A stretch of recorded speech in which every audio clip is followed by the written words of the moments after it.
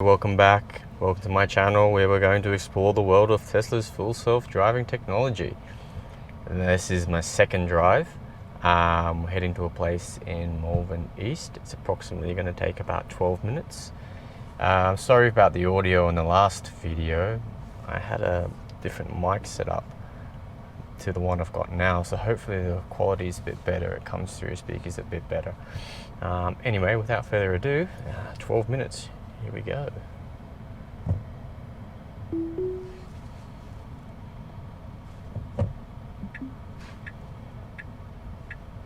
Now turn right to stay on Etna Street. Sweet, no problemo so far. Okay, here we go. I hope the camera is capturing everything just fine. Oh, instead of going right down there, it's pulled into the train car park, which is probably a better choice since that's a one-way, not a one-way, but it is a one-way lane because there's cars parked on the right. So yeah, interesting choice taken by Full Self-Driving just then. Is it better? I'm not sure. It gives other people coming in the opposite way a bit more space. So yeah, anyway, interesting choice there. There are a few interesting choices because all roads are different throughout the world, and especially Melbourne has some really weird roundabouts. So yeah, it was interesting taking it the other day, but let's see how it goes today. Sorry about my windshield. The car hasn't been washed in a while. It's due for one. We're just Now turn right waiting onto James for the Street. sun to not be so dazzlingly bright before washing it.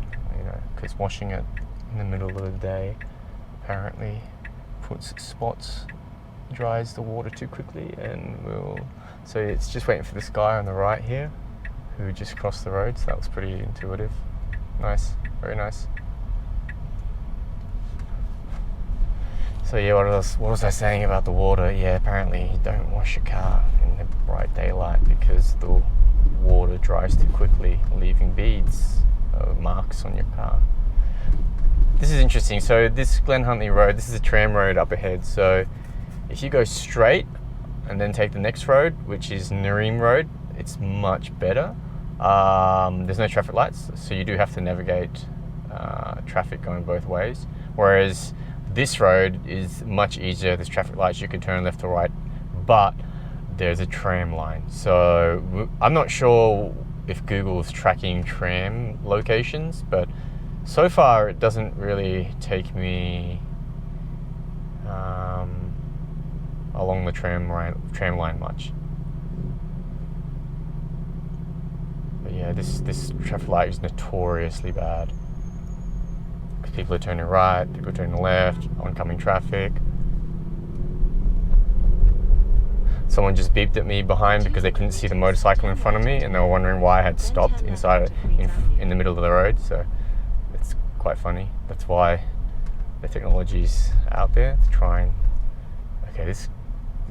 to try and like reduce the amount of driver input like back there. People can't. Maybe they're impatient, maybe they're just trying to get home from work, but it all leads to just stress in your life. Now turn right onto Neerim Road.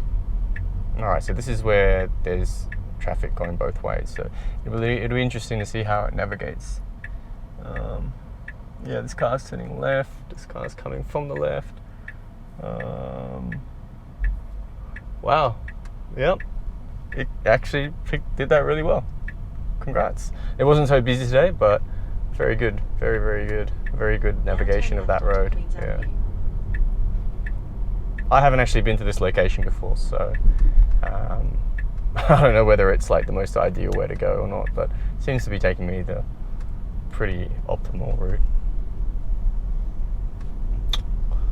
All these bike lanes on the left here have been newly put in, only completed in the last year, so they've significantly narrowed this road into 2 single lanes and made an unnecessarily wide bike path. Yeah, I don't know, it just seems very I don't know. Just seems very, very wide, unnecessarily wide. Where they've made the this road a bit unnecessarily narrow, in my opinion.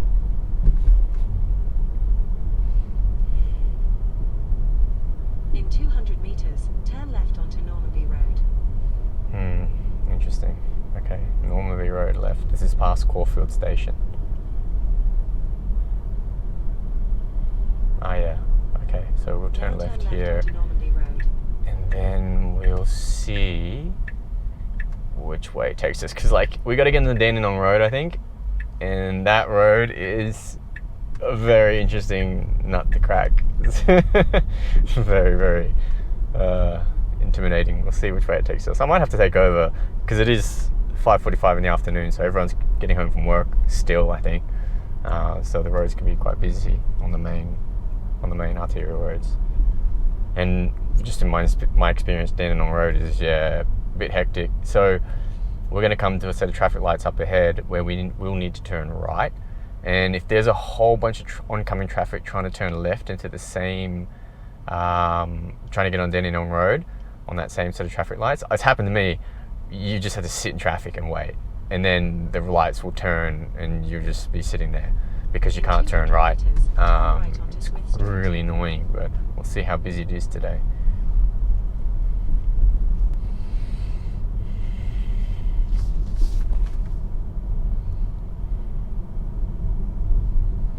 Alright. Now turn right onto Smith Street.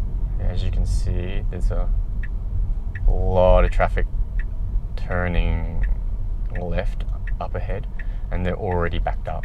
They're backed up because those lights up at Dandenong Road take ages to change, and then there's pedestrians crossing the road as well, which add to the mix of like why that road is so congested and never moves. And then you've got cars coming from the left as well. I don't think this is the optimum way to go, but I don't know the roads around here that much, so we'll just have to see if we can make it. I wonder what it'll do. Yeah. Interesting. It's saying green light up ahead. I can't see it. It's saying green. There's a green traffic light up ahead, but I can't see where that is. Oh, it's just gone out a bit more of an eagle eye. Interesting. I don't think that was my finger, was it? Oh. Alright, let's see what happens. As you can see, traffic up ahead is completely backed up. Maybe we'll try go forward, because we can get into Dandenong Road at the next intersection, but I want to see what it does here first. Yeah, because I'm in the right lane, I have to turn right.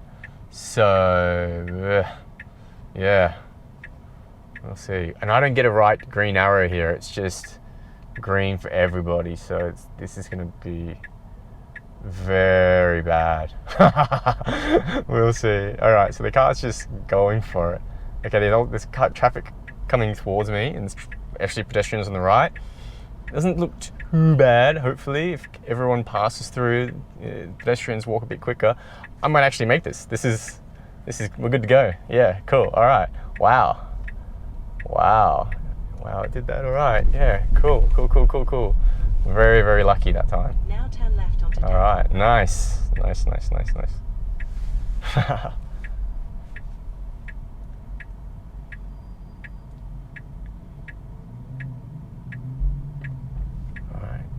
let's see what it does here. Okay, so we're merging onto Dandenong Road now. This is a busy road, yeah.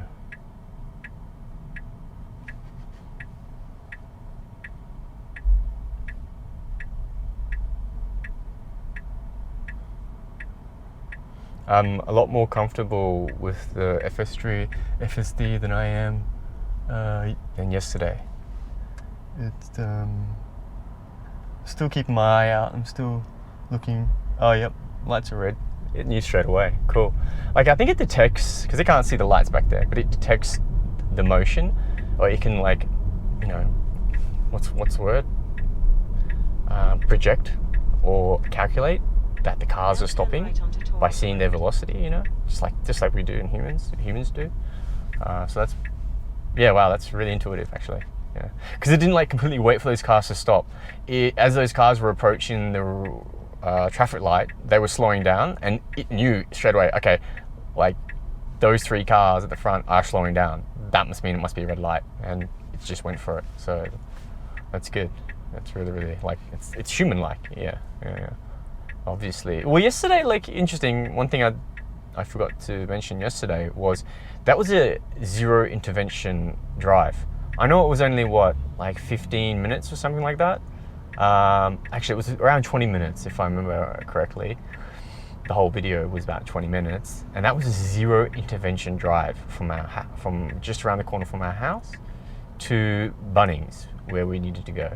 So obviously longer drives may be different, but I mean, that's a pretty good start so far. I've had 0 interventions. Let's keep track, huh?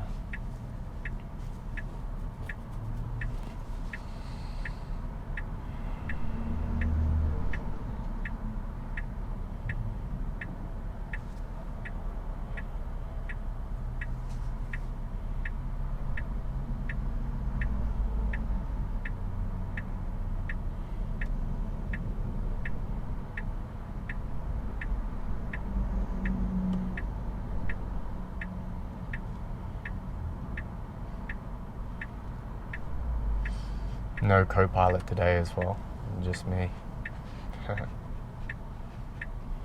Alright, we're on.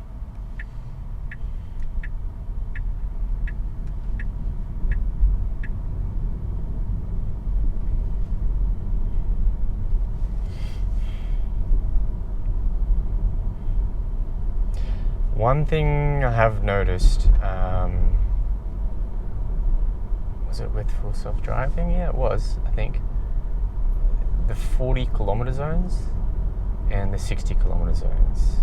So up here on Google Maps, in a lot of school zones, they're obviously timed to when kids are going and leaving school, but Google Maps thinks that there's 40 all the time. So I've, driven down roads and I'm like, oh, it's 40 kilometers an hour here. But it's outside school zones, so it's actually 60 kilometers an hour. And so I'm curious as to whether full self-driving will follow what Google Maps tells them the speed limit is, or what it can see and identify as a school zone. And it's like, makes the calculation, it's outside of 230, I can go 60. I haven't encountered that yet, but hopefully in the near future I'll do another. We'll be able with the more and more videos that I record, hopefully we can capture, see what's happening. So yeah, these guys up ahead are going right. Usually most people get it knew straight away. I was gonna say, usually I get in the left lane so I can go forward. It did it straight away. That is human-like. Yeah, that is actually human-like. It's very impressive. Wow. So it must have detected the front person's indicator, indicating that he was going right, and it just pulled him to the left without any hesitation. That was very cool. Yeah. Yeah. So now it's doing 40 here. I'm not sure what the speed limit is, but maybe I missed something. I don't know. It's 5:52 in the afternoon, so it's definitely not 40 zone. So it's being extra cautious. I don't think I've seen a 40 zone sign. I'm not sure. I'm probably holding up traffic a bit, but man, traffic here is terrible anyway. It doesn't matter if you're doing 40 or 60, you're still coming up to these lights. Better to be safe. Better to be safe and stress-free than zooming about,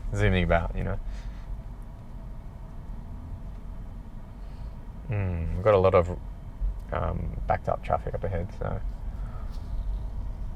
this might be a very uninteresting drive because there'll be less obstacles or things to tackle. Let this dude in on the right. I didn't let you in, man. The computer knew. It's quite courteous. That's a good thing.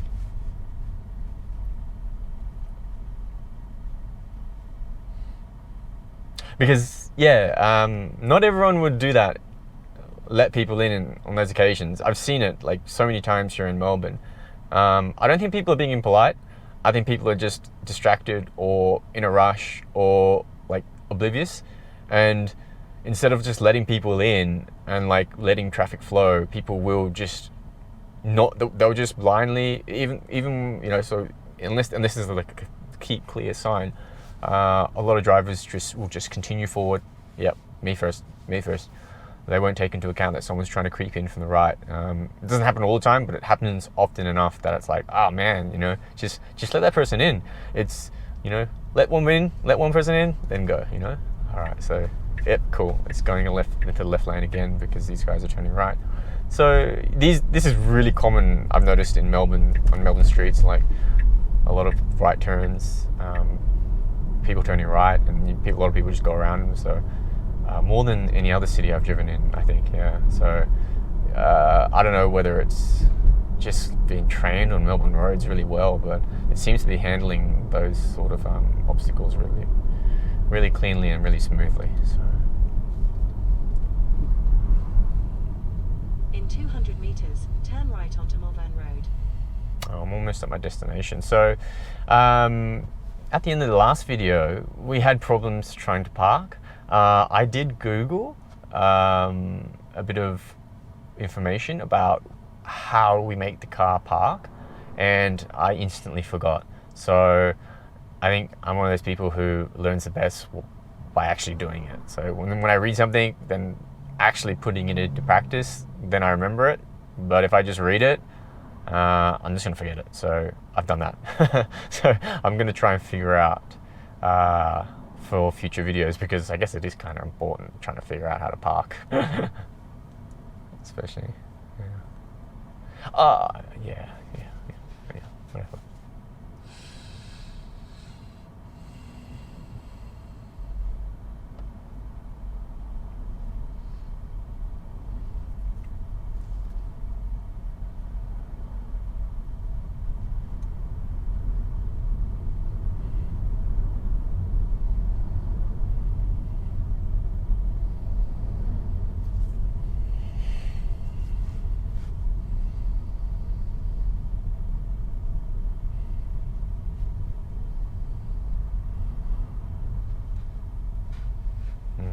Yeah, I just noticed that I've had my right foot hovering over the brake pedal for a while now, to take over in any case, and I noticed that the strain in my calf is building up, so I've got to learn to relax a bit more and trust the technology, but it is still early days, so yeah, I'm not so chill completely.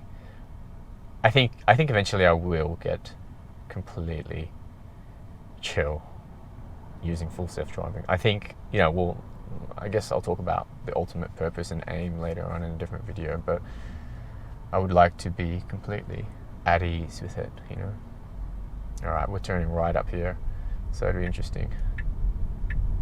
Okay, now cool. turn right onto Melbourne Okay, Road. so it should just get into the middle of the road, wait until the signal goes yellow, and then turn right. So let's see. Yep, signal's going yellow. I love it, so good. Alright, so there's no trams on this road, so we won't have to navigate any trams. Okay, 200 meters, your destination will be on the left. Okay, 200 meters, my destination is being on the left. Let's see what it does, because it has parked before. Not at Bunnings, but it has parked. I've seen. Okay, so it's pulling over to the left, I think.